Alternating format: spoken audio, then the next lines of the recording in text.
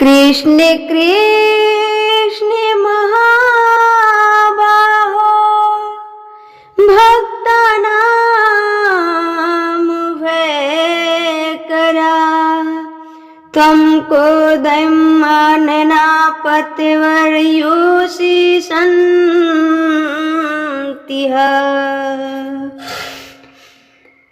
चलो सखी वहाँ जाइए जहाँ बसे ब्रजराज, गोरस बेचत हरि मिले एक पंथ दो काज। राधा मेरी मात है, पिता मेरे घनश्याम, इन दोनों के चरणों में मेरा कोटि कोटि प्रणाम, मेरा कोटि कोटि प्रणाम। प्रेम से बोलिए श्री भागवत महापुराण की जय। कृष्ण कन्हैया लाल की जय। श्री राधे सरकार की जय। सभी भागवत प्रेमियों को प्यार भरा श्री राधे राधे जय जय श्री कृष्णा। आप सभी का जीवन मंगलमय हो, खुशियों से भरा रहे, हर क्षण हर पल आपका आनंदमय खुशियों से भरा हुआ पल कटे। इन्हीं शुभकामनाओं के साथ मैं कथा में आगे बढ़ूंगी।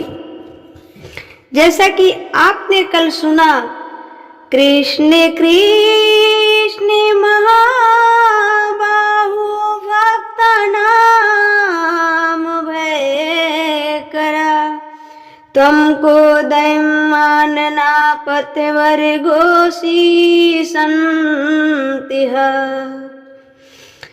चरणों में गिर पड़े अर्जुन, महाराज प्रभु रक्षा कीजिए मेरी, अस्थामा ने मुझे मारने के लिए ब्रह्मास्त्र चलाया। भगवान ने कहा कि तुम भी चलाओ। अर्जुन ने भी ब्रह्मास्त्र चलाया। जब दोनों ने चलाया तो शांत हुए। अस्थामा को पकड़कर अर्जुन ने ला करके माता द्रौपदी के सामने खड़ा कर दी। द्रौपदी ने कहा कि इसे छोड़ दो, ये ब्राह्मण है, हम लोग के अत्यंत पूजनीय है, हम लोग के अत्यंत पूजनीय है। तो द्रौपदी माँ एक ऐसी माँ है जो अपने पुत्र के हत्यारे को भी ब्राह्मण रूप में भगवान देखती है और अपने गुरु के पुत्र देखती है, अन्यथा कोई माताएं ऐसी नहीं कर सकती। मुचितया मुचितया में सह ब्राह्मणो नित्यराम गुरु। द्रौपदी ने कहा कि इसे छोड़ दो, छोड़ दीजिए, क्योंकि ये गुरु पुत्र है और गुरु पुत्र को मारना ठीक नहीं है। यदि इसे मार दोगे तो माँ रोदसी जननी गौतमी पति देवता, इसे मार दोगे तो गौतमी माँ रोएगी। क्या इसे मार देने से हमारे पांचों पुत्र वापस आ जाएंगे? माता द्रौपदी की ममता को देखकर हमें सीखना चाहिए। जो मार दिए, एक तो दुष्ट था जिसने वध किया, और फिर हम उसके साथ दुष्टता क्यों करें? उसके साथ वैसी दुष्टता करें जिससे वो जिंदा भी रहे, उसकी सजा भुगतता रहे। अस्थामा के साथ भी ऐसा ही हुआ। सुनिएगा आगे। दया धर्म का मूल है, पाप मूल अभिमान, तुलसी दया न छोड़िए तब तक घटे में प्राण। दया कभी नहीं छोड़ना। दया धर्म का मूल है, पाप मूल अभिमान, और तुलसी दया न छोड़िए जब तक घट में प्राण। दया ही धर्म है। द्रौपदी के 5 पुत्र मर गए, फिर भी उन्होंने दया नहीं छोड़ी। क्यों क्यों नहीं छोड़ी? क्योंकि द्रौपदी एक माँ है। द्रौपदी एक माँ है और माँ तो करुणा की प्रतिमूर्ति होती है। इसलिए हम सभी को करुणा रखनी चाहिए। यदि करुणा नहीं होगी तो काम नहीं बनेगा। इसलिए करुणा रखनी चाहिए। वही माँ है, वही माँ है जो अपने पुत्र के वध हो जाने के बाद भी दया नहीं छोड़ी। इसलिए माता द्रौपदी के लिए तू कितनी अच्छी हो, तू कितनी भोली है, हो तू कितनी अच्छी है, तू कितनी भोली है, प्यारी प्यारी है ओ माँ, ओ माँ, ओ माँ, ओ माँ, तू कितनी अच्छी है, तू कितनी भोली है, प्यारी प्यारी है ओ माँ, ओ माँ, ओ माँ, ओ माँ। ये जो दुनिया है जीवन है कांटों का, तू फुलवारी है ओ माँ, ओ माँ, ओ माँ, प्यारी माँ। दुख ने लागी है माँ तेरी अखियाँ, मेरे लिए जागी है तू सारी सारी रतिया। दुख ने लागी है माँ तेरी अखियाँ, मेरे लिए जागी है तू सारी सारी रतियाँ। हो मेरे निंदिया पे अपनी निंदिया भी तूने वारी है ओ माँ, ओ माँ, ओ माँ, प्यारी माँ। तू कितनी अच्छी है, तू कितनी भोली है, प्यारी प्यारी है ओ माँ, ओ माँ, ओ माँ, प्यारी माँ।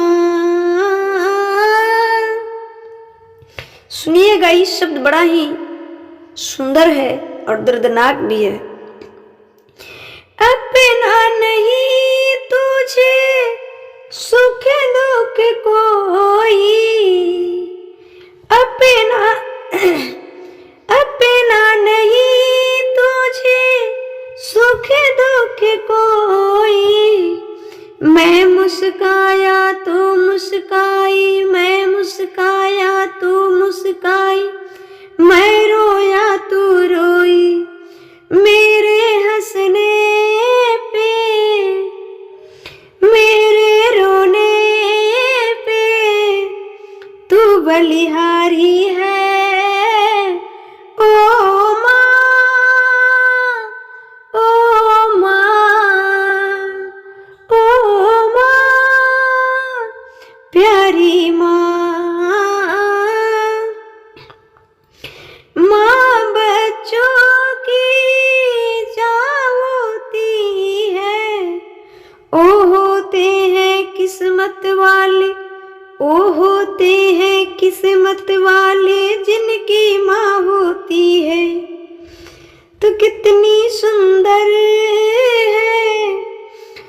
कितनी शीतल है, प्यारी प्यारी है ओ माँ,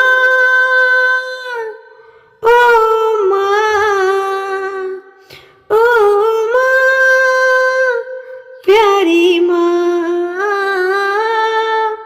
तो माँ की ममता ये होती है, लेकिन आज की माताएं ऐसी नहीं है। आज की माताएं ऐसे बहुत कम मिलती हैं। लेकिन फिर भी मैं कहूंगी कि हमारे भाई बहन अपने माँ की सेवा करिए, पिता की सेवा कीजिए। आज की तो आप लोग बहुत, सब कोई डिजिटल का जमाना है, सब कुछ जानता है, सब कुछ देखता है। आज की तो माताएं ऐसी है जो अपने पुत्र पुत्री के साथ बैकवर्ड खड़ी है।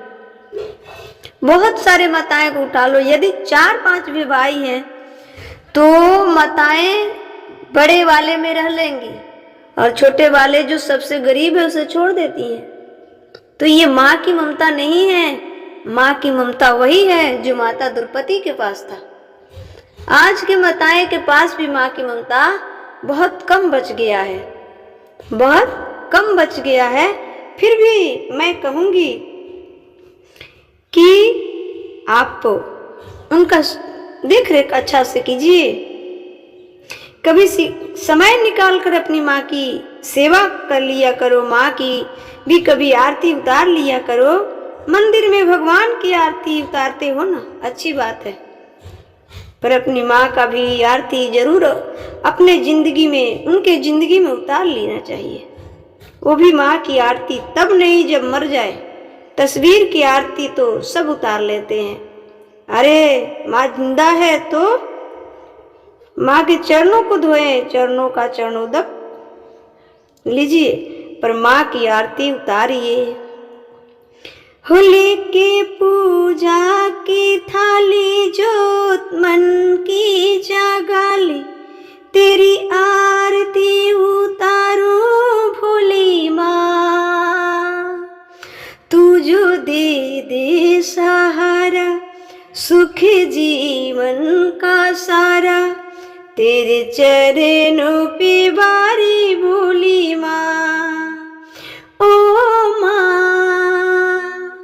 ओ माँ, ओ माँ, ओ माँ। लेके पूजा की थाली, जोत मन की जगाली, तेरी आरती उतारो भोली माँ।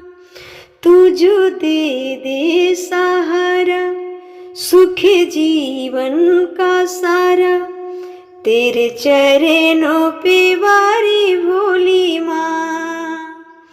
ओ माँ, ओ माँ, ओ माँ, ओ माँ। ओ माँ जो इस संसार में हमें आने का अवसर दिया, लेकिन माँ ने नहीं दिया। यदि प्रभु जी से संतान ही नहीं देंगे, वो माँ हमें कैसे आने देगी। लेकिन उस माँ के माध्यम से हम यहाँ आए हैं, इसलिए उस माँ की आरती उतार लिया करो, सेवा किया कीजिए, चाहे वो कैसी भी है। आप अपनी काम कीजिए, जैसी है वैसी है। ऐसे माँ को बारंबार प्रणाम करो। यदि सामने से नहीं बनता है तो हृदय से किया करो, हृदय से किया करो। मुझे इस दुनिया में लाया, मुझे बोले न चले न सिखाया। ओ माता पिता तुम्हें वंदन, मैंने किस्मत से तुम्हें पाया। पूजा है तुझको, पूजेंगे हरदम। पूजा है तुझको, पूजेंगे हरदम। माँ के ही अर्पण है ये मेरा जीवन। माँ के ही अर्पण है ये मेरा जीवन। मेरी माई के मंदिर है और ममता पूजा है। मेरी माई के मंदिर है और ममता पूजा है। एक ओ भी भगवन है और कोई न दूजा है। ये मेरी कहानी है, प्यार जिंदगानी है। आज हूँ मैं जो कुछ भी,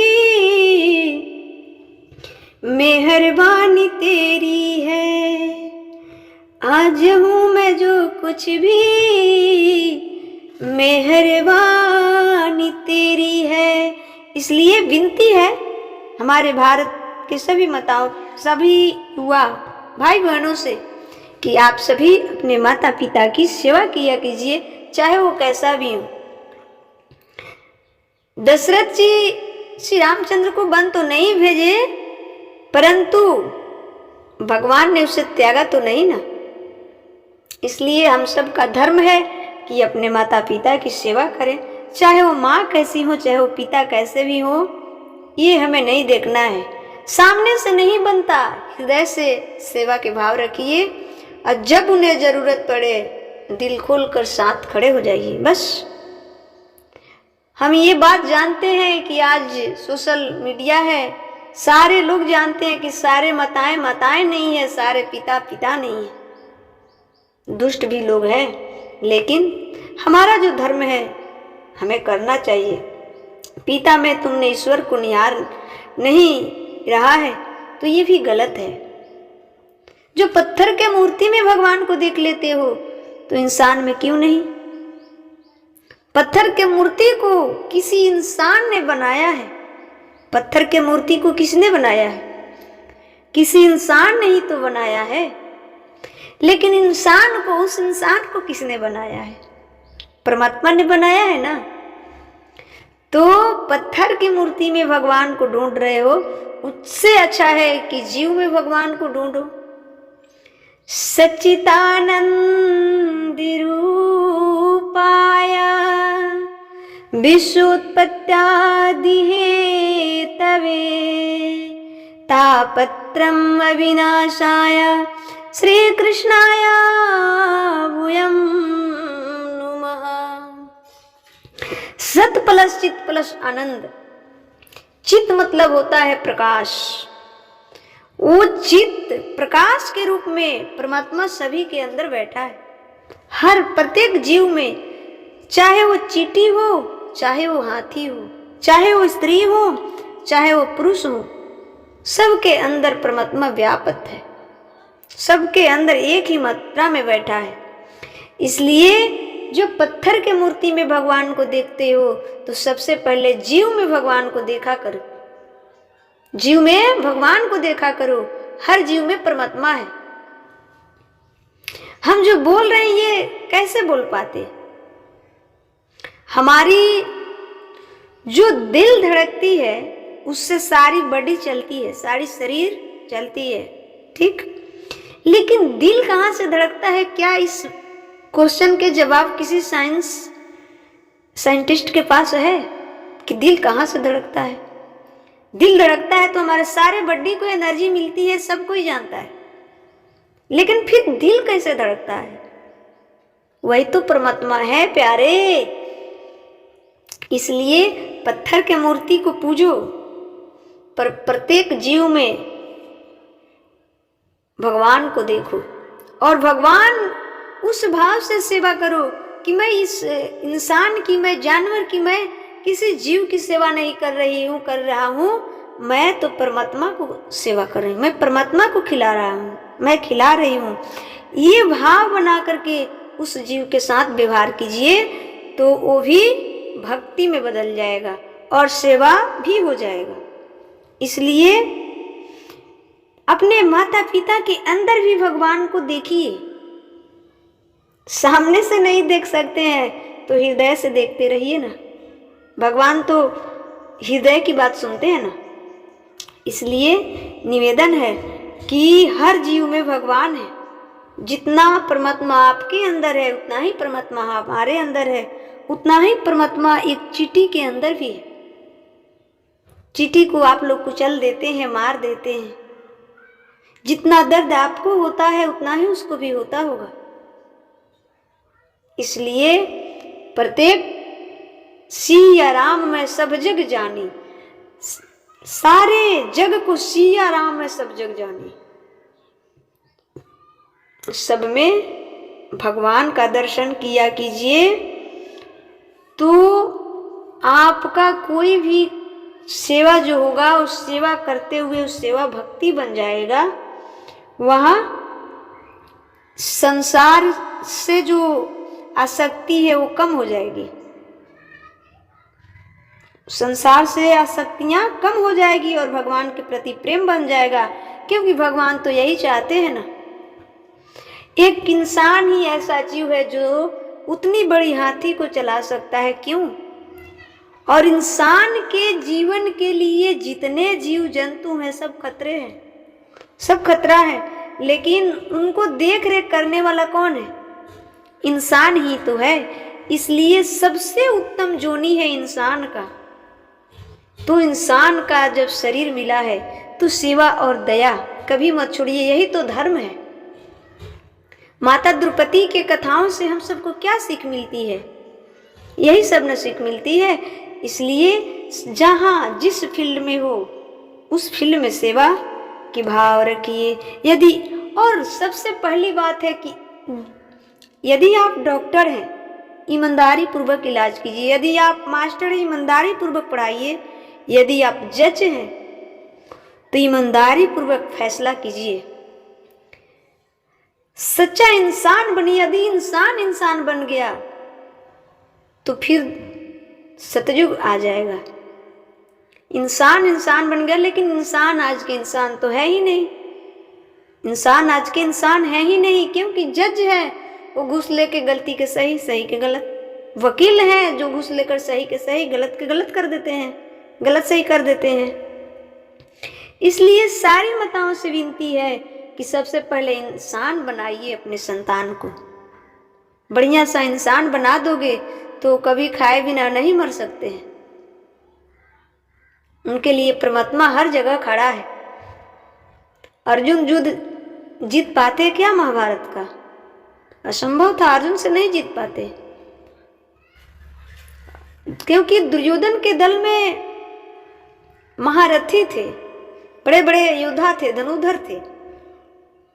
लेकिन अर्जुन के दल में कोई ऐसा नहीं था जो उन लोगों का एक का भी सामना कर सके। लेकिन जीता तो कैसे जीता? अर्जुन के पास धर्म था, सत्य था। इसलिए अपने संतान को सबसे पहले एक इंसान बनाइए, उसके बाद डॉक्टर बनाइए, ताकि वो जिस फील्ड में जाए ईमानदारी पूर्वक अपने कर्म को सेवा पूर्वक करे, सेवा पूर्वक करे। यहाँ लोग देखे या ना देखे, यहाँ की गिनती से क्या लेन देन है भैया? वहाँ सही होना चाहिए। लाख आंख से देख रहा है तुझको देखने वाला, लाख आंख से देख रहा है तुझको देखने वाला।